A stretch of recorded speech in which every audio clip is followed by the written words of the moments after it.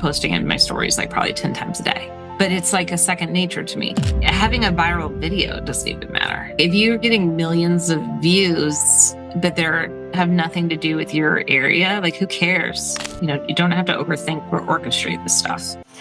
Welcome to Real Estate Leadership Unlocked. I'm Debbie Lariviere, founder of Monter Coaching, where we help brokerage owners, independent firm leaders, and team leads develop scalable and profitable businesses built on strategy, clarity, and performance. This conversation will get you thinking differently. Whether you're a seasoned broker, emerging leader, or the one making the next key hire, unlock transparently what it takes to lead in real estate today. Greatness is ahead. So welcome, turning connections into closings. I'm Debbie Lariviere, founder of Monter Coaching, and I am super excited to have Allie Buscemi on this masterclass with us today, sharing her wisdom. Allie and I have been working together over a year now, and she has had tremendous success building an agent referral network, I often get questions around how to make that consistent, how to continue those relationships and grow those relationships. Allie closed about 40% of her business on agent-to-agent referrals last year, and then another 20% in Instagram. So it might feel a little bit like two topics. I know Allie feels like it is. However, she's going to layer it all together because it does mesh well together. And again, two topics I get quite a few questions around. So I will turn it over to Allie to further introduce herself and kick us off. And thanks for being here. Thank you for having me. So yes, these are two pillars of my business. And, working with Debbie, she does such a great job crunching your numbers of where your business comes from. And once I realized how big of a part of my business agent-to-agent referrals were, I have just gotten even more serious about being intentional, cultivating the relationships and getting more relationships, and growing that part of my business. So I treat it like I treat, any other pillar. And I just try to double down on the pillars that I enjoy and the pillars that work for me, and it kind of ignore everything else. So Instagram and agent-to-agent referrals are two great examples of that. I enjoy both of them. They both come pretty naturally to me. So I just double down and try to grow them both. So when Debbie asked me to talk about this, she said most agents just go to these events, they party and they come home, and that's that. And I go and party too, but I do a lot more. So I'm just going to kind of show you what I do for events and kind of treat it like case studies. And then I'll take a little break for questions about that. And then we'll go into the Instagram part, which I'm kind of going to fly through. I could spend an hour and more on Instagram alone, but I want to give you guys time to ask questions if you have them. So, all right. So I'm going to start my screen share. We're going to start with the events and building agent referrals. Yes, there you are. All right. Building a referral network. Great. All right. Building a referral network. So Compass makes this pretty easy because we're not franchised. However, I think there's opportunities with this within any brokerage. Even if you're not a national network, you can find ways to make your brokerage smaller.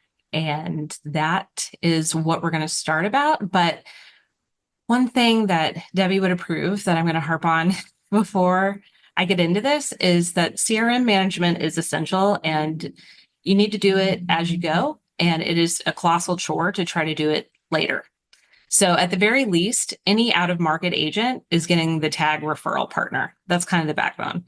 But beyond that, you're getting YPN leadership. So I'm a big part of the Compass YPN network. So if you're president or vice president, you're getting YPN leadership. If you're YPN out of market, you're getting that. CMC is another group. You get the point. So it gets more specific than that. But at the bare minimum, any out-of-market agent needs to have that referral partner tag. And if you do this after every event, it is just so much easier than trying to catch up at the end of the year or something. So CRM management, do it.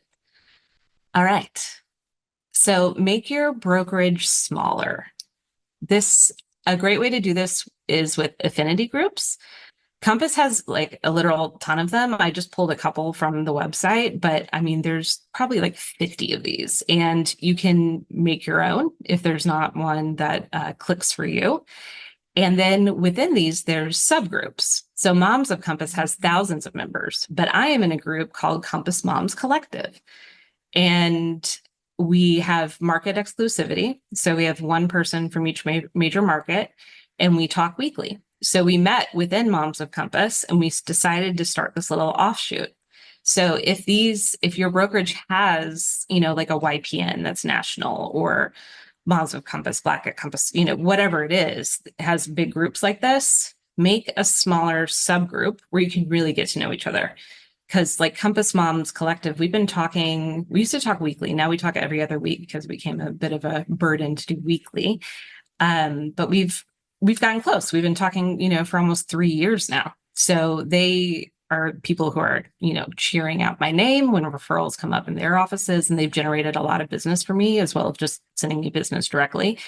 And, those are real legitimate relationships. And same within YP, like there's a giant YP group. I'm also the president of our individual YP Raleigh chapter.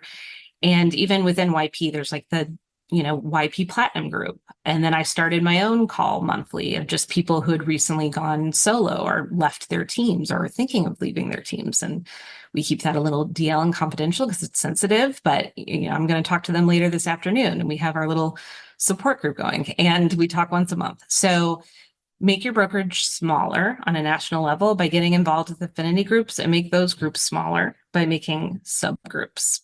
So this is a great way to get to know people. And if the table you need to be at does not exist, you need to make the table. You need to make the room. So don't be discouraged if your affiliation doesn't offer stuff like this. You can make it happen within that, Facebook group, or however you can connect with nationally with agents affiliated with the same firm. Make it happen. All right. And now into events. So this is kind of my secret sauce, is the regional events. Most brokerages have like these big giant national events, including Compass. And I know Keller Williams does like the big Vegas one. And those are fun. They're very overwhelming, right? Because thousands of people go to them. The regional events are amazing. I basically crash parties of regional events that are feeder markets. I have a mole in like every feeder market, and I remind them, hey, like if your market is having a celebration, a networking day, make sure to tell me and I'll make the trip. And I just try to do one of these quarterly. So, on the left side, that's me in Atlanta, their YPN launch. I went down to the Philly, New Jersey, Delaware 10-year anniversary celebration.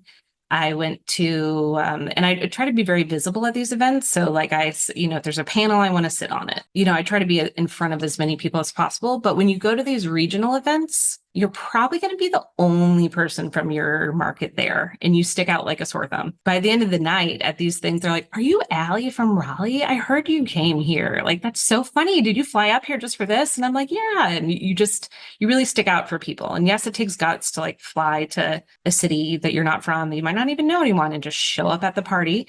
But you email that sales manager, a week before. You say, hey, I'm coming in for your anniversary celebration. This is a little bit about me. Is there an agent or two you think I'd click with that I could reach out for? And I had these sales managers kind of set me up on a blind date. And then I go out to dinner or cocktails or whatever with whatever agent they think clicks with whatever I've said. And I'll go out with that agent the night before when my plane lands or whatever. And I've made some nice friends that way, just on sales manager recommendations. And sales managers need to be treated like gold as far as like agent to agent recommendation or referral networks go, because a lot of these referrals start with sales managers. So while you're doing all these things, a sales manager needs their own CRM tag, and you need to love on these people because they can love on you back. I also throw my own regional event. I did the first one in October and it was a wonderful success. We had so much fun. We're going to do it again next October. We got great feedback. And that was a YPN event. We just piggybacked on this new construction showcase our market has. And, we had a sponsor and we just had like a big luxury bus. We took them to a couple Compass luxury new construction listings and then had a big cocktail party afterwards. And, we maybe got like 15 people from out of market to make the trip in. And I think that number will grow this year. But I got to do all the outreach, like I got to start with the sales managers and invite all the sales managers to share it with their people from feeder markets. And I got to invite all the YPN leadership. So even if people aren't coming in droves to your event, a lot of the power is in the outreach. So find out what the small regional events are, crash their parties, and make your own event. Okay, now on to like the big dog events. So number one is just go to them, obviously. And from there, you need to remember that no conversation matters if you don't have any way to follow up with that person. These things can feel really trite if you're just having that same conversation 200 times. Oh, where are you from? Oh, yeah, I'm from Raleigh. Oh, I know someone from Raleigh. Oh, what's your name? What's your name? Oh, nice to meet you. And like, if that's it, and then you look to the next person, you do it 200 times, it burns you out. It feels shallow. It can't just be that, or like you really are wasting your time then, right? So when you're there at the bare minimum, I'm getting their Instagram. I'm asking to follow them because then I can stay in front of them in a bulk way. And, we're going to talk more about my personal Instagram importance later, but whatever you're going to do needs to be your system. To me, like the best system is a system you're actually going to do. Compass, like you can see the QR code on my badge. Like I can like pull up my Compass app and like scan the QR code and input it into the CRM and tag it like right there from my phone. And that's cool. But like I don't end up doing that on the fly. I end up just like making a list of names on a note in my phone and I'll put in like keywords about the conversation. Some people take pictures of name badges and like take a picture with the person. Whatever you're going to do is what you need to do. And just remember that all those conversations are pointless if you don't have a way to follow up with that person and if you're not going to remember. And just a business card exchange is kind of hard when you go home with like 100 of them. Like, who the heck was this person? So if you do a business card exchange, maybe like have a pen and like scribble some notes about the conversation afterwards, because you'll inevitably will end up with a stack of business cards, but have some kind of system, even if it's unsophisticated, have a system, be consistent with it every single conversation. And drink water and go to bed early. Like I have a good time at these things too, but like drink water, go to bed early. So it starts before the event though, obviously. So prep, and it's kind of like a cycle, right? So everyone's tagged in my CRM from out of market. So if you're tagged in my CRM as a referral partner, you're getting an email from me about a month before the event. That's just like, hey, are you going to retreat? That's what ours is called. Let's meet up. And the thing is, so you're starting the conversation like that. And the thing is, you don't actually want to plan 58 meetups, nor do you have time to plan 58 meetups.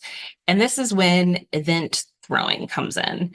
Now, some agents, lots of agents actually, are going to throw happy hours. It's kind of expensive. It is expensive to wine and dine people. And if like that's your thing and, maybe you can get a sponsor to do it with you and you're excited about that, great, go for it. I feel like people have that covered and I don't want to spend $5,000 and people are drinking all day anyway. Like I feel like I don't need to pour more alcohol in this situation. So for instance, this picture down right, that's us in Charleston. And I just lined up a historic home tour. And, it was $20 a ticket. I paid the Historical Society. I bought 20 some tickets. It wasn't that expensive all in. And I invited people that I kind of knew, but I did not start with my A-list because my A-list already loves me, right? So I don't really need to build that anymore. I'm going to see them, I text them all the time. It's not a relationship I need to necessarily build. They are people that I can, if it feels like no one's going to come to my event, I'm going to be sad, then I can kind of fill them in later. But I'm starting with those people that I know a little bit and I want to strengthen the bond more. And I'm encouraging them to bring a friend because I want to be building new connections through these things. So I chose an off time, right? It's 2 PM. I'm not competing with the millions of happy hours other agents are throwing. And we just had a lovely little walkthrough through this historic home. It was great. Took an hour, cost me like $400. So you can think out, a lot of people do like coffee meetups. You can just take a walk. Don't be blocked that it has to be this big, grand, expensive affair for you to throw an event that's an offshoot from your brokerage's big gathering. My Compass Mom group, you can see on the left, like we do a private dinner there. The night before things, that's one of my core affinity groups. And we just do like a private room dinner. We all pay in advance. So there's not this, scramble for the bill, and things like that are nice. And, it just takes a little forethought. Also in the prep, consider doing a gifting program. And if you're going to do this, you're going to need to order it before the event. So I'll give examples of some things I do later. You can bring in gifting to the event itself, and I've done that. So, well, I guess I'm screen sharing, so I can't show you now. I will show you later. So sometimes I'll bring items to the events themselves and hand out little treats. But recently I've come to think that kind of weighs you down, like literally and figuratively while you're there. So now I ship gifts out later. I'm going to talk about that towards the end though. But it is part of the prep, because if you're going to do something like that, you should order it ahead of the event so you're not waiting on production when you get home. Okay, so I do this little thing. I'm calling it Wave the Flag, okay? And so I wore this sweater for night one of retreat to the big welcome party. And if you know what this sweater is, this is a sweater that's a logo of like a kind of a culty band with a cult following that I love. And if you said something to me about this sweater, then you went into my notes with the initials GD. And when you got home, you got the gift everyone else got, but you got an extra special gift. And the point of doing something like this is now you have something to talk to me about that's not just like, oh, you're from Raleigh. I went to college there. You know what I mean? Like you have something to talk about other than the conversation you're having a billion times. Also, look at me with my beer and my water like an angel. So it can be a sports team. It could be just like a pin on your lapel. It could be, your alma mater. It could be a band. It could be, whatever you're into. Does the Grateful Dead have anything to do with real estate? Absolutely not. But that's kind of the point. It gives a personal connection. It gives something for people to talk to me about outside of, business humdrum. So consider having a little piece of flair, if you will, that gives an indicator of who you are, that gives something to break the ice over for people to chat to you about. And if you can't think of something like that, just think of wearing like a statement-y fashion thing. It just kind of makes it easy for people to start a conversation with you. So that's my tip on that. Okay. And then of course, the follow-up. So immediately, and I mean, sometimes even like when I'm back at my hotel that night, or definitely when I am in the airport on my way home, I'm emailing VIPs, the people I really want to stay in touch with. It was so great to meet you and talk to you about blah, blah, blah. And I know what blah, blah, blah is because I've written it on the business card or it's in the note on my phone. After the event, I'm emailing everyone and I'm asking, and I'm typically doing this via bulk email, which is like a Compass tool. You could also do it via BCC. It's okay to do this efficiently, I think, because you're exciting them about what's to come, because you're asking them for their birthday and to confirm their mailing address. And then hopefully you have someone who can like help you put this into your CRM, or if not, you do it yourself and you're updating their CRM so you can follow up with the gifting program. At the very least, I would send a handwritten note to everybody with that mailing address they've confirmed, or better yet, send out a small gift. And then you're going to find them on Instagram. You're going to interact with them. I mean, if you're an Instagram user, consider doing like a quarterly email to your referral partners, but do not just add them. Like you don't need to send your broker opens to an agent in Florida, and you don't need to send every list. Like that's how people unsubscribe from you. So I would encourage you to just be very organized with that tagging, so that your referral partners are only getting referral partner emails that make sense for them. And they're not getting emails every time you list a house or have an open house that's 500 miles away from them, because that's how people unsubscribe. That is my spiel on how I build agent events. And also I do calls with these people the same way I'll do like client calls. If I'm driving around all day, then I'm just starting to pull up people I met and I'm calling and checking in with them, and they're like part of my, Yap squad. And I'm calling them the same way I might call like an old client. And I am thinking of them as like another circle of SOI. This is great. And it's interesting because I do get questions often about how do I even structure this? So I love that, making sure you put the tag on, understanding what your migrating areas are, Yeah. or those areas that are feeder markets for you to go seek those people out. I've even seen on some of these larger company sites, Facebook or whatever, if they're talking about the event, of who from blank is going to be at the event. And you'll get 3 people respond. Well, go meet those 3 people, right? So I've seen some of that as well. I would love for you, before you transition to all the ways that you incorporate Instagram, show them some of the gifts and just Oh, right. quickly run through your gift that you sent out. I mean, we're all dying to know, if you wore the Grateful Dead shirt and you knew what it was, what they got. All right. So, okay, when I went to the Philly event, I brought these and I brought them in person, and that was fun. But then you literally have to carry it.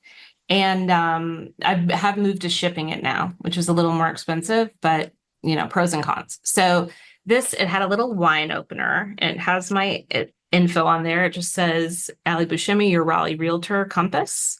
And it's like a little wine thing with the opener and like the knife, like the multi-tool. This was a regional event, so I knew they weren't going to need to fly home with a knife. You got to think about stuff like that.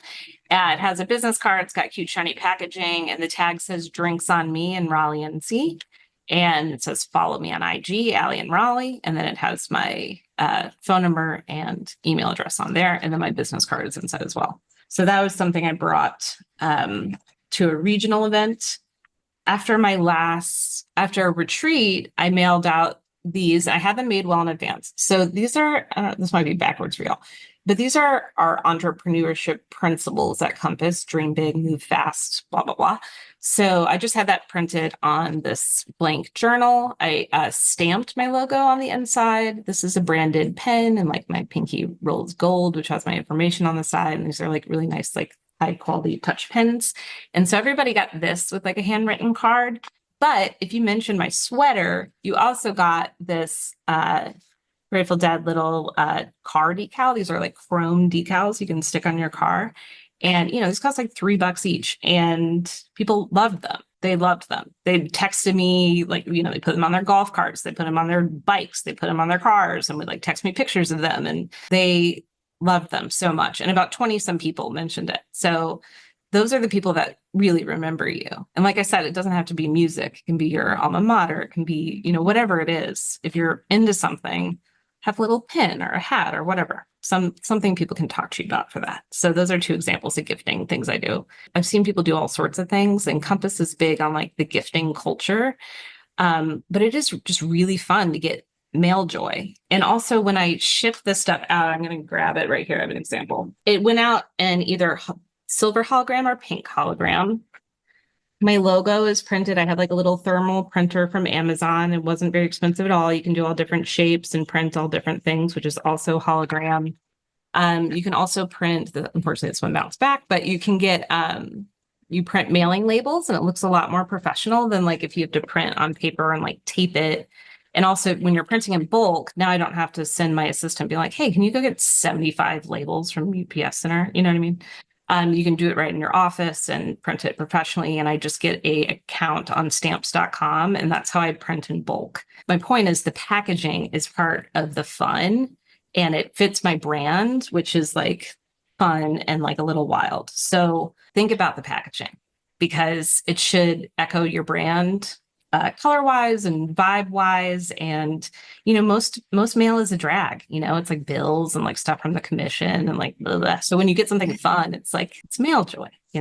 One more quick question, and then we'll transition just out of sake of time. When you think about all of the people that you interact with, and Allie and I have been talking about this for quite some time. So she has forced me to go through my drawers. I've found stacks, and I mean stacks. I've been in the business 20 years, like stacks of business cards. I have no idea who all these people are. But let's say you come home with stacks of your list. How many people do you gift, and how do you decide who gets a gift? Is this like an endless list, or are there tricks to It depends on how generous you're feeling. I mean, at the bare minimum, I would give everyone a handwritten card, even if you do not remember them from Sam. And Mhm. I make a spreadsheet of everyone I have making a note about or have a business card from. So that's in a Google Drive. And if I literally do not remember who they are, then my assistant or my junior agent, she's writing the card. And I just write out what it is. It's generic and she's writing them. So nice to meet you, blah, blah, blah. Like exactly what you think it is. Mhm. She's writing all those. If I remember you, then it's a little more personal and I'm writing that card because you know, because I'm the You one have the with notes. memory. So if as far as the gifting program went, I sent out almost 80 of these. I spent like a good like G or two on this project. Um, so it just depends on how much you want to spend, how much time you want to spend. No one ever was mad about getting a little freebie in the mail. So it's up Well, and to you. you look at too the cost associated. So $1,000 versus, I mean, I don't know what all of your average sales price is, but I'm sure your commission check from one referral is more than $1,000. Oh, definitely. So I mean, you look at it and your ROI on it is positive if you get one referral sometime in the next 12 months, right? Or they Yeah. give your name to someone else in their office who's looking for an agent in your area. So I mean, $1,000 is like, oh, that's a big thing to swallow. But then at the end of the day, you're like, actually, not so much. Yeah. And I got referrals like immediately Hmm. after sending these out. And also people just like sharing on Instagram, the packaging. How cute is this? Check out Allie and Raleigh, and then I get to reshare that. So the impact was kind of immediate and, just you're making people happy. It's fun. Love it. Okay. All Are you right. ready for So, part two? oh, one, here we go. What's Allie up, Parker's Allie? got a question. When they send you a referral, obviously you're paying them a referral, but do you do anything like extra special or whatever to thank them for actually following through on it? Yeah. I send a little like North Carolina artisanal treat box, which is branded NC. And the company, what is it called? Tish, Gingham and Posh. They make little gifty baskets at all different price points. So I just do the little mini one and it's just like all North Carolina local stuff and it comes in cute North Carolina packaging. So I send out that for referrals. But yeah, I just like I think I'm a gift like love language person. I just like gifting everyone. Hmm. Love it. All right. So you have 29 minutes to tell us all you All need to know right. about Instagram. And I will tell you, Allie is my savior. So she's taught me so many things. She'll even text me, say, hey, you did this wrong. Hey, go in and do this. And so she'll even send me screenshots of how to do it. And I know Mac is back there laughing at her desk too, because she also had to take my phone to show me that you can add text to pictures not too Oh, long ago. yes. So we're Calling all out we're Debbie all in on this Instagram. together. That's the thing I do. Okay. So I'm just gonna blare through this because this Love could it. be its all own thing. And hopefully it'll give you enough information to take something away from it. But I get a lot of business purely from Instagram, not people I've met any other way. But I also use it as a tool to follow up with people I have met in the wild, like at these events and SOI people. So it's a way you can follow up and stay in front of people in bulk. But I also generate agent referrals of agents who find me directly on Instagram and just people who are moving to the area or people who are already in the area who find me on Instagram. And I'd say it's free, but it does cost me my time. So it's not really free. But it is a very low cost marketing thing that's available to all of us. So with that, all right, here we go. Instagram. Who are you speaking to? This is the most important thing, I think, with Instagram content. If you are speaking to everyone, you are speaking to no one. Who is your target audience? You need to do like some soul searching about that. What client are you trying to reach? What does that client worry about? What are their dreams? What are their, what do they fantasize about housing wise? What do they worry about housing wise? What are they interested in? Especially if those interests align with yours. Those are all indications of what your content can be about. You do not want to slip into the trap of making content for other realtors. The only person who should be making content for realtors are people who are trying to make meme pages or like someone like Debbie's coaching page who's trying to attract other realtors. You are trying to attract people, real people in your area who might be buying or selling. So always keep your target audience in mind. Optimize your bio. This is very important. Chat GPT can help you with this. If you feel like you don't know where to start, you get 150 characters to nail this. So make sure you're using them all. It needs to say what you do, who you do it for, how you do it, as in how you go about it, where you are. So many agents will follow me and I'll go look to see if I'm going to follow them back or not. And I can't even tell where they do business. That is not good. I need to know in like 10 seconds who you are, what you do, what your vibe is, shall we say, and where you're doing business and what your personal brand is. That's a lot of pressure on 150 characters, but it is very important because that is your first impression, if you will. Your bio should be serving you, and it's also the first stop as far as SEO when people are searching for an agent in this area or that. If your bio doesn't say that you're a real estate agent in whatever market you're in, then you are not getting those search hits in the same way. The other important note is you need to train your algorithm. I would unfollow in mass any generic influencers, major media accounts, anything like that that doesn't truly inspire you. You just need to let it go. I would favorite all local SOI. I would mute, which is not the same as unfollow. You're just muting. Basically, any local agent in your market that you're not truly friends with, because you don't want just a ton of content that's not going to be helpful for you and your business. So you can mute people. You're still following them. You can still go look at them. You're not going to hurt their feelings. They're not going to be notified, but you can mute them. And you're going to follow hyperlocal hashtags, businesses, and influencers, and you're going to sort of train Instagram to show you what you want to see, which is real local people. All right, topic categories. I think these three things are important, and often realtors will only do number one, which is social proof. This is the most boring content that will get so little engagement. It's incredible. And often this is all people do. And they wonder why Instagram doesn't generate them business. It is better than doing nothing. I'll say that. And the reason why I still have it up here, even though it doesn't perform well, is you do need to show that you are closing deals and doing business. And you are not one of the 74% of realtors who don't close anything. So yes, I would still throw up, just listed, just sold, and your sellers are going to want to see that you're marketing their property. But I wouldn't spend a ton of time on that because no one cares in a sense. So yes, prove that you're an active real estate agent, but what's going to really generate business is sharing yourself, which I know is scary for people, and also sharing your city. If you go to my page, you'll see I'm doing a lot of that. So sharing you is sharing your hobbies, what you're interested in, your values, your humor, your background, your motivations, your dreams, your family. If you're comfortable with that, some people don't want to share personal family stuff. That's fine too. It's up to you. Sharing your city. You can showcase your office listings. If you don't have your own, you can share your favorite businesses and favorite spots in town.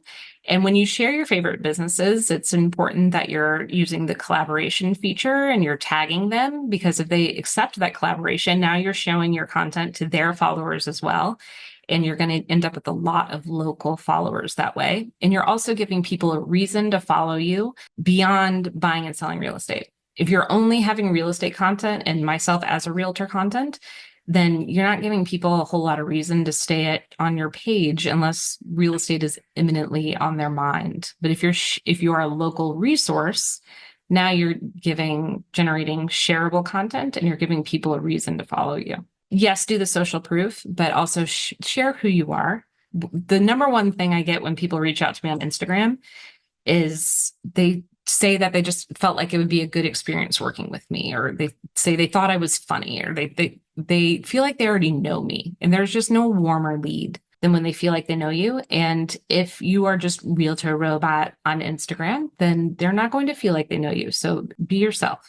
Is, I think, very important with this stuff. These are the three kinds of content you can put out. I'm sure you guys probably know this. Reels are videos. They can be educational or entertainment. I would focus on those two categories, basically. Static posts, photo carousels is like a photo album that you're scrolling through. And stories are live for 24 hours. They are not to be forgotten. Oftentimes they are, because they seem impermanent. But often this is where people feel free to reach out, reply, and it starts a DM conversation.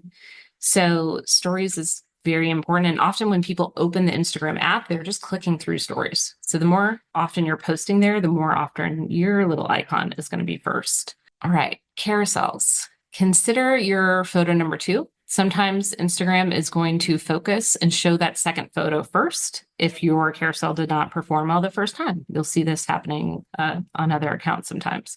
So make sure that second photo is very strong. And in general, I would kind of post your photos in descending order of visual strength.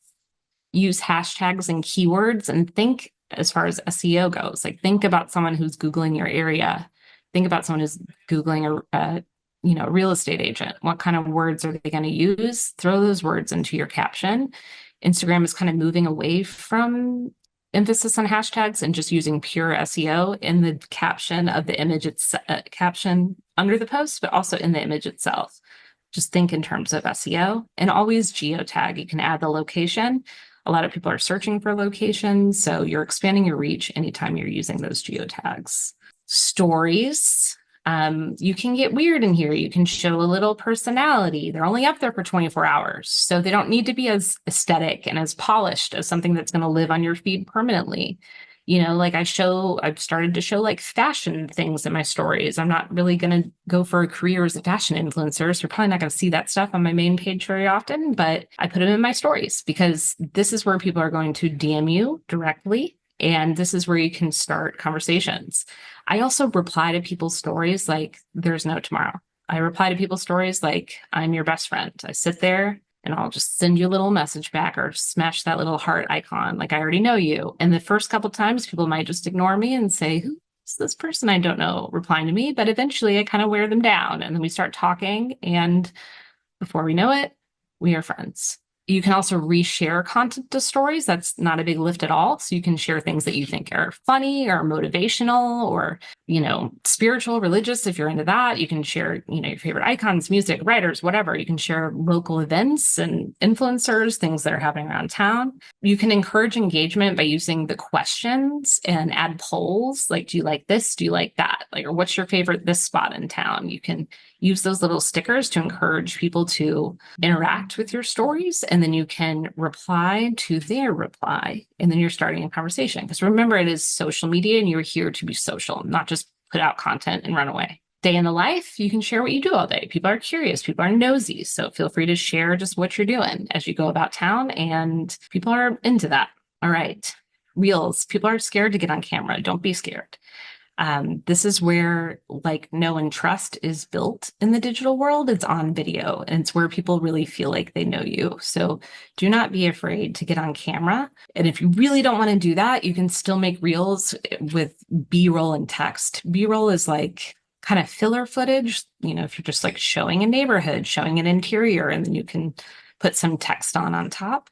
You can add trending audio and get a little boost that way and connect with people with relatable content. You can show expertise by talking about a topic. Always try to keep these under a minute if you can. People do not have a lot of attention span, and the algorithm rewards that. And always try to add captions, because a lot of people are going to scroll at work or when they're not supposed to be scrolling, and they're going to keep their phone on mute. So use captions so people can still enjoy your content without the volume. And same as the prior categories, education. People get a little stumped on this, but what question are you always getting? What myth do you see? What's a misconception that you can correct? What's some tips and tricks? Those are good, starting points that you probably will notice as you start to look for them. Being a local expert, highlighting spots, we've already talked about that. Inspire reaction, little hot takes. I wouldn't be hugely controversial, but a little gentle ribbing can inspire a lot of conversation. And if you're funny, be funny. If you're not funny, don't try to be funny, because that's not going to go over. But lean into whatever makes you you. And tell a story. Telling a story is a lot more engaging, than a just sold. Telling us a sort of a case study is more important to people than saying just closed. If you can give a little background without being too personal, you can engage a little more and make people remember that the closing is about the humans and not just about the property. Take it online. So when you meet new people, this is key. When you meet new people, you're going to exchange Instagram. And this is like simple, stupid, but this is how I do it. Are you on Instagram? Let me follow you because they're going to follow you back. I'm not just like, hey, you should follow me, you know? So ask if you can follow them and they will follow you back. It's as simple as that, but just remember to do it. And the other part, your goal is not to keep them on Instagram forever, right? So you want to get those people off of the app. So if you have a conversation going in your DMs, have resources ready to go that you have a reason to get their email and get them into your CRM. So buyer guide, school guides, relocation guide, seller prep guide, anything you can think of, even if it's a resource that might come from, like, we have a school expert around here who gives out a nice resource. Anything that is of value, that is a PDF that gives you a reason to get their email and get it off the app and into the CRM is great. You can also drum up events this way. So invite your IG pals to a local event. You know, I'm going to be at the book fair Saturday. Who wants to come? I went line dancing last month with the moms group and had the best time. So I had an Instagram story yesterday of who wants to go line dancing with me in April. Everyone who replied yes got a message. Great. What's your email? I add you to the calendar invite. Just put a date on the calendar. Anyone who replied to me, I got their email. Now they're in my CRM. Now they've been added to my line dancing event. And boom, I'm having 15 girls come line dancing with me next month. I've taken them from the app into real life and we're going to go out and have fun. Does this mean that everyone needs to buy and sell? No, but you're building connections. And you can also use social as a way to see what's happening in people's lives, of course. So if you notice someone is celebrating a victory or mourning a loss, send them a card, send them a gift. If that feels too intimate because, you know, you're just an Instagram pal, you can do it through email, but, you know, you can stay connected to people's lives this way. And if you do want to collect more emails, you can always consider a giveaway. You know, everyone likes kind of a lotto freebie. That can be a way to collect emails offline as well. So consider always you're here to connect and be social. My light just turned off. You are not just here to mindlessly post. Anytime I'm posting a reel, I'm carving out like at least 15 minutes to reply to comments. That first 15 minutes is when the algorithm decides if your content is worth sharing or not. So drumming up engagement, replying to comments that come in that first like half hour is what makes the algorithm decide to boost your comment or kind of let it die. So connect, engage, consider your audience, consider how you can expand the reach with hashtags, collaborating, geotags, audio.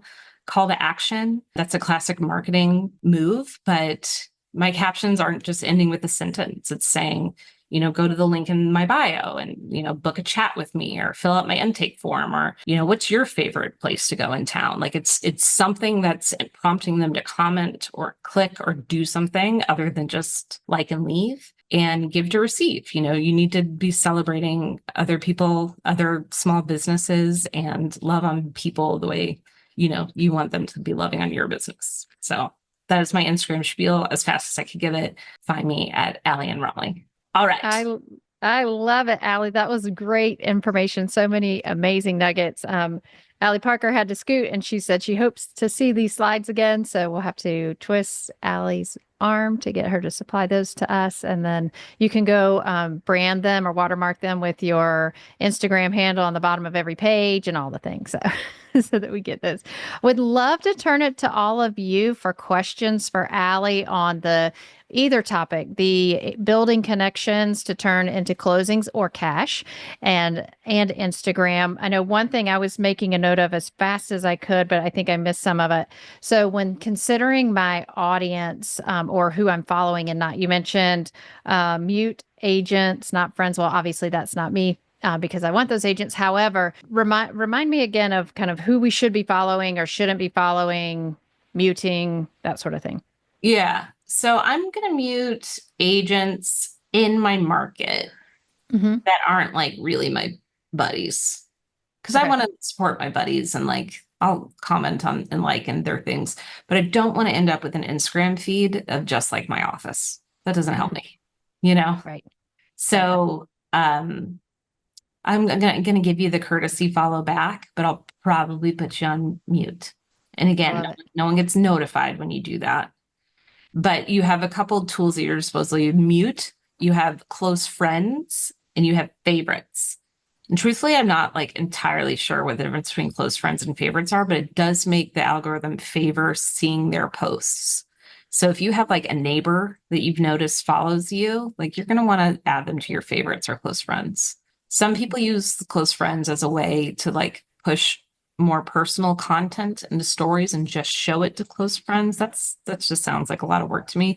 I just use it as a way to keep SOI kind of front and center and make sure that that's the content I'm seeing first. Yeah, and that's a great idea if you took like your top 25 or top 50 referral sources and made those close friends or a favorite group, then at least It they're does staying cap front of you mind. how many people you can do that for. But yeah, referral sources or anyone who's like a big cheerleader of yours or whoever you want to be paying close attention to. And on that note too, like if you do notice someone's like commenting a lot or in your DMs a lot or liking everything, paying close attention to you, that's someone who's watching you and you should pay attention back because those people have kind of turned into clients or even if they're not ready to buy anything, they refer me a lot. Local people because like they're fans, you know. Got to pay attention to who's paying attention to you. And like you said, take them from out of the app into your real world. And that's something I know Mac and I have been working on with your help is taking some of those agents that are following us that could be good coaching potential clients and adding them to the CRM, creating opportunities to get in front of them and that sort of thing. So use the resources that you have, right? You don't have to go Google them and find them on all of their platforms because typically if you go to their bio, you can find a lot of contact information about them. Yeah, definitely. Love them. All right. What other questions do we have? Surely somebody's got something. If not, I'd love for you to throw in the chat. I would love to hear from at least 3 of you. One takeaway or something that you can apply to your business in the upcoming, we'll call it between now and the end of quarter 1 so that you can say quarter 1 with social media and growing your referral database has been a success. Throw something that you've taken away into the chat and share it with us, please. I'm Cindy from Indy. So how many times a week should we be posting? And does it matter? I mean, can you just post? Do you have to do the reels? Do you have to do the stories? Do you do a mix? Is that better? I would do a mix because there's lots of different theories on like what the algorithm favors. So with that in mind, I would just do a mix of them. That's what I do. As far as how many, I think it depends on like where you are now. Because like to go from if you're not posting at all to go to the amount I post would be overwhelming. And you know, Right. I'm posting on my feed, 5 times a week. I'm posting in my stories like probably 10 times a day. But it's like a second nature to me. So it feels normal. If you're not posting at all, then I would make a goal to be on your feed 3 times a week, maybe like on your permanent feed. And I would just try to pop a story up like 1 a day. You go to the inspection, take a picture of the front of the house and just say inspection day. Just like show what you're doing about town, show that you're busy and show that, if you're trying a business and you're at your favorite coffee shop, just say, I love this place. Have you tried it?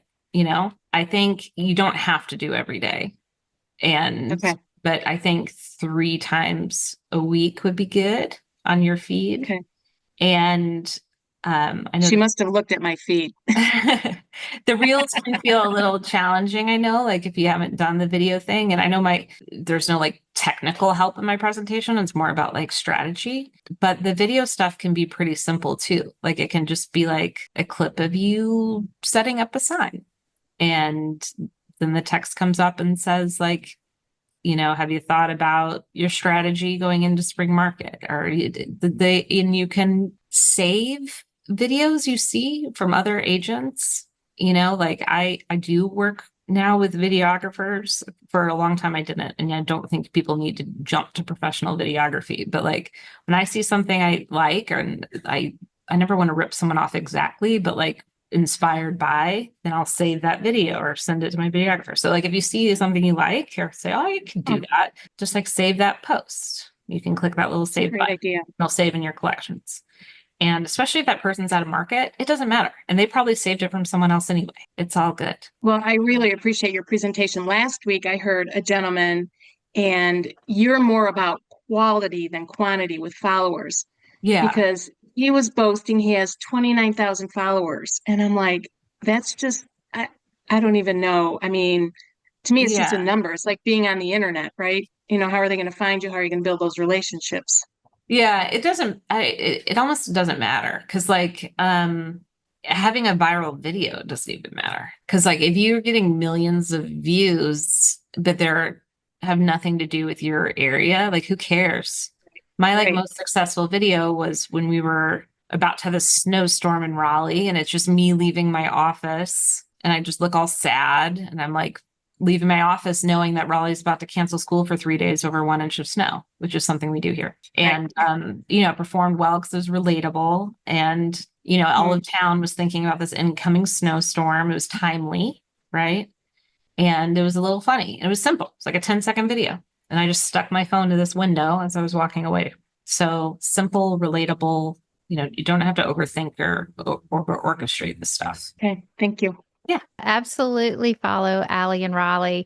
She's got some great videos, great reels. I mean, the whole thing is always it's funny because I'm like, oh, that was really clever. And then she's just, I don't know, something popped in her brain and she'll go be like, hold on, let me just do this real quick. And she'll take a quick video, she'll post it up there and away it goes. And then it's, you know, across America in no time flat. But Cindy, But, is your Instagram handle Cindy Sells Indie? Yeah, I haven't posted in a while, That's okay. but I'm It's going to good do to it. have an I'm going to do easy it. Instagram handle like that rhymes and is Yeah. hyper local. That's like, that's lucky. Yes. That's why I'm Allie and Raleigh. So like it kind of rhymes. Correct. It's Debbie's easy. helping me. We're going to do this. Yes, I'm funneling from my inner Allie out of my coaching mouth to all of these amazing clients that I work with. All right, team. If you don't have any more questions for Allie, then we will wrap this up for today. Allie, I want to say thank you so much for being here and sharing your wisdom. For next month, we have an amazing speaker named Michelle Harrington, and she is coming to us with the topic self-discipline, the key to having it all. Michelle is a Marine veteran. She built a 7-figure real estate company and sold it, and now is CEO of one of the, or actually the largest privately held brokerage in Southern California. I met her a while back, and she has recently written a book called, we'll say it on my show, Get Off Your Ass. Self-discipline to get anything you want. So she's going to come and talk with us about self-discipline, and I'm certain we'll throw in some recruiting and talent seeking tips because that's what she does. Has recruited over $1 billion in real estate to her brokerage this year. So excited to have Michelle on our next masterclass. And of course, Allie, you are a rock star. Thank you so much for being here with us. We really enjoyed your nuggets, your wisdom, and we want to send all of our referrals to you. So thank you. Between all the alleys in Raleigh, we got you covered. That's right. See you later. Thank you. Bye.